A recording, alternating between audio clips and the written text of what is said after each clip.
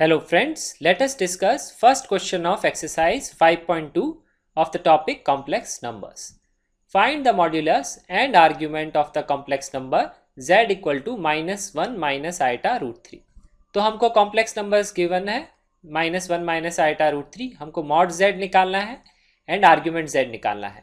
mod z को हम इस तरह से नोटेट करते हैं, argument z को हम इस तरह से लिखते हैं arg of z. तो मॉड्यूलस ऑफ कॉम्प्लेक्स नंबर्स पहले मैं निकालता हूं. तो modulus of a complex number जो इस फॉर्म में है a प्लस आइटा बी की फॉर्म में, उसका फॉर्मूला ये होता है mod z equal to under root of a square plus b square. A को बोलते हैं हम रियल पार्ट, बी को बोलते हैं imaginary part, B is the part with iota. तो यहाँ पे अगर हम नोटिस करेंगे तो a है हमारा -1 और b है आयोटा के साथ वाला पार्ट दैट इज -√3. तो यहाँ पे मैं वैल्यूज लिखूंगा तो आएगा -1 का स्क्वायर, सिंपली फॉर्मूला में वैल्यू पुट कर दूंगा और आएगा -√3 का स्क्वायर. ध्यान रखिए हमेशा साइन के साथ वैल्यूज पुट करते हैं. तो ये वैल्यू आएगी -1 का स्क्वायर भी आएगा 1, √3 का स्क्वायर आएगा 3, माइनस तो हट ही जाएगा क्योंकि स्क्वायर है इवन पावर. तो √4 आएगा, ये वैल्यू आ जाएगी 2. लेकिन अगर आप यहाँ नोटिस करेंगे कि माइनस साइन नहीं भी लिखते तो फॉर्मूले से आंसर तो वही आता, क्योंकि इवेंचुअली क्या हो रहा है माइनस साइन का स्क्वायर हो रहा है, तो माइनस साइन यहाँ से हट रहा है. तो बेसिकली क्या है, कॉम्प्लेक्स नंबर का मॉड सेम रहता है. अगर सपोज यहाँ पे क्वेश्चन होता है 1 माइनस आइटा रूट 3, उसका भी मॉड क्या होता 2. -1 प्लस आइटा रूट 3 होता, उसका भी मॉड क्या होता 2. तो मैं बाद में आपके साथ डिस्कस करूंगा कि मॉड्यूलस का ज्योमेट्रिकल रिप्रेजेंटेशन क्या होता है, ज्योमेट्रिकल मीनिंग क्या होता है. अब हमारा नेक्स्ट स्टेप है फाइंडिंग आर्ग्यूमेंट ऑफ z. तो आर्ग्यूमेंट ऑफ z को हम कैसे डिफाइन करते हैं वो अब मैं यहाँ डिस्कस करूँगा. तो आर्ग्यूमेंट ऑफ z को डिनोट किया जाता है एंगल थीटा से, उसको हम लिखते हैं थीटा, और उसकी वैल्यू होती है -π to π, that is -180 degree to +180 degree. तो ये इसकी वैल्यू इसके बीच में ही होती है और -180 डिग्री को हम इंक्लूड नहीं करते हैं.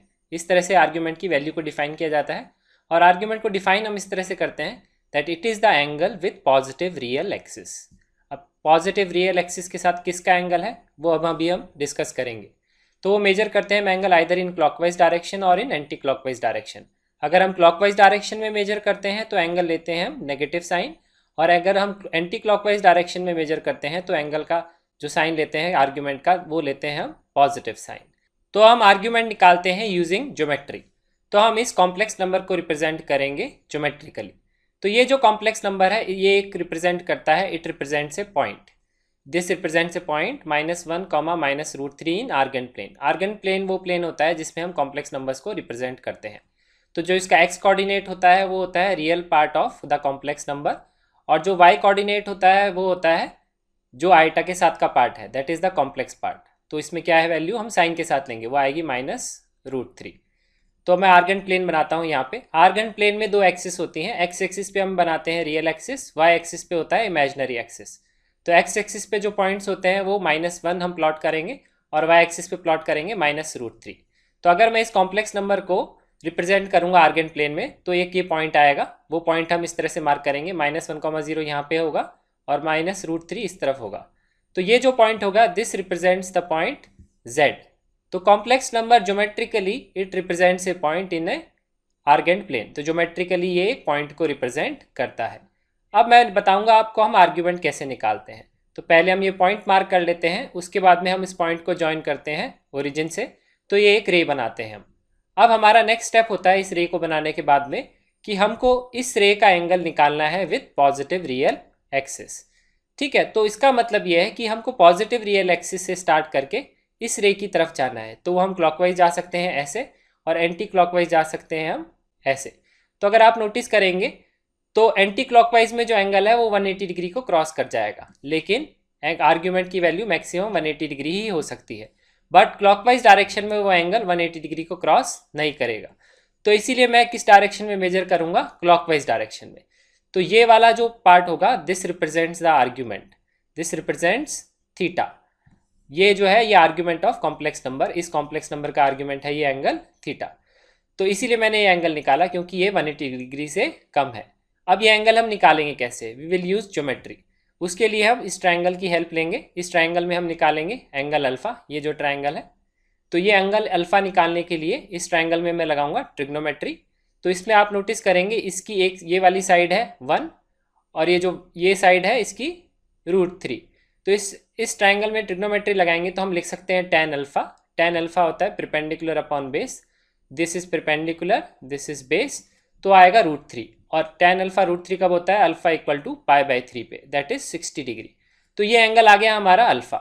अब अगर मुझे ये एंगल निकालना है थीटा, तो उसके लिए मैं क्या करूँगा, ये हमको पता है ये टोटल एंगल कितना है 180 डिग्री, दैट इज पाई। उसमें से मैं क्या सब्ट्रैक्ट कर लूँगा π/3, तो हमारा आंसर आएगा पाई माइनस π/3 या 180 डिग्री माइनस 60 डिग्री। लेकिन एक चीज़ का आप ध्यान रखिए, जब भी हम क्लॉकवाइज डायरेक्शन में मेजर करेंगे एंगल को तो वैल्यू तो वही होगी 180 डिग्री माइनस 60 डिग्री, बट हम लगाएंगे negative sign because this is the sign convention.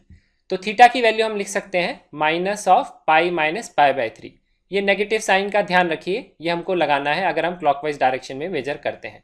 तो ये वैल्यू हम इवेल्युएट कर लेंगे तो आ जाएगी -2π/3, दैट इज लाइक -120 डिग्रीज।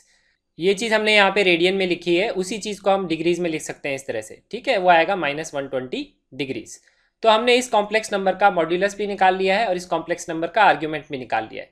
हमेशा ध्यान रखिए, कभी भी आर्ग्यूमेंट निकालना है तो हम हमेशा ज्योमेट्री की हेल्प लेंगे और उस पॉइंट को प्लॉट करेंगे पहले XY एक्सिस लेके आर्गेन प्लेन में, और उसके बाद में हम एंगल निकालेंगे इस रे का with positive real axis. Maximum angle can be 180 degrees in the anti clockwise direction and -180 degrees in the clockwise direction.